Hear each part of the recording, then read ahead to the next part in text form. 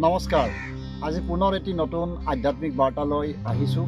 আজিৰ বিষয়বস্তু ব্ৰহ্মপুত্ৰৰ জন্ম আৰু ব্ৰহ্মপুত্ৰ নদীৰনো জন্ম কেনেকৈ হ'ল, ব্ৰহ্মপুত্ৰনো কোন, ব্ৰহ্মপুত্ৰ কেনেকৈ ব্ৰহ্মাৰ পুত্ৰ হ'ল, এই গোটেইখিনি কথা ক'বলৈ আজিৰ এই আধ্যাত্মিক বাৰ্তাটো লৈ আহিছোঁ আৰু এনেদৰে আৰম্ভ কৰিব ওলাইছোঁ আজিৰ ব্ৰহ্মপুত্ৰৰ জন্ম বৃত্তান্ত।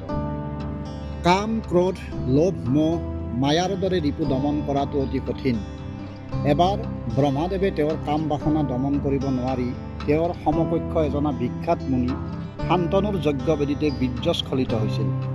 কোনো এক পুণ্যতিথিত এবাৰ ব্ৰহ্মাই তেওঁৰ সমকক্ষ মুনি শান্তনুক লগ কৰিবলৈ হিমালয়ৰ পাদদেশৰ কোনো এক প্ৰান্তলৈ গৈছিল। গৈয়ে শান্তনু মুনিৰ পতিব্ৰতা নাৰীৰূপে জগত বিখ্যাত অতি ৰূপৱতী ভাৰ্যা অমোঘাক লগ পায়। তেওঁৰ স্বামী শান্তনুৰ অন্বেষণাৰ্থে তেওঁলোকৰ গৃহত উপস্থিত হোৱা বুলি ব্ৰহ্মাই অমোঘাক অৱগত কৰে। সেই সময়ত মুনিবৰ শান্তনু পুষ্পাদি সংগ্ৰহৰ বাবে ফুলনিলৈ গৈছিল।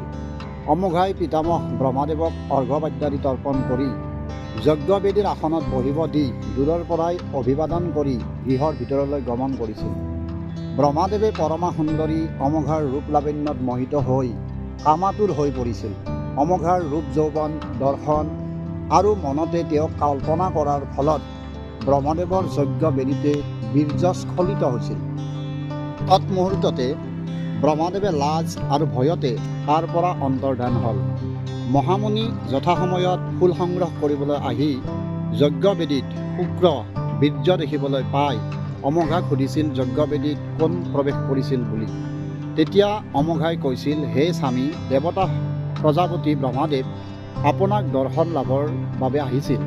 মই পাদ্য অৰ্ঘাদিৰে পূজা সেৱা কৰি তেওঁক যজ্ঞবেদীতেই আসন গ্ৰহণ কৰিবলৈ কৈ মই গৃহত প্ৰৱেশ কৰিছিলোঁ।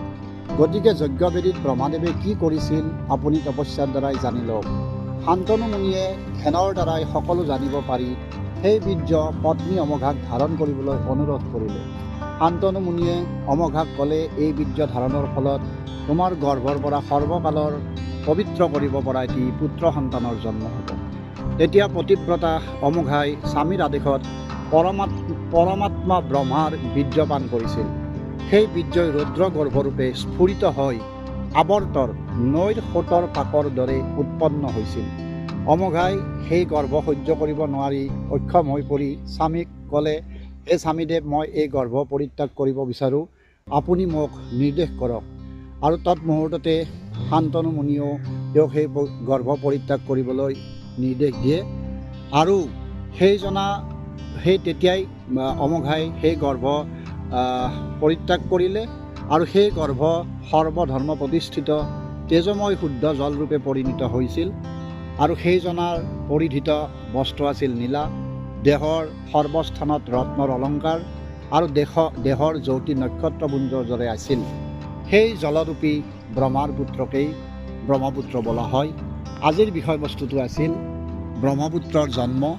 গতিকে আপোনালোকৰ ওচৰত মোৰ যথা জ্ঞানে এই ব্ৰহ্মপুত্ৰৰ জন্ম সম্বন্ধীয় কথাখিনি অৱতাৰণা কৰিলোঁ। পৰৱৰ্তী সময়ত আকৌ নতুন আধ্যাত্মিক বাৰ্তা দি যাবলৈ চেষ্টা কৰিম। আজিলৈ এই বাৰ্তাটোৰ পৰা বিদায় লৈছোঁ। নমস্কাৰ।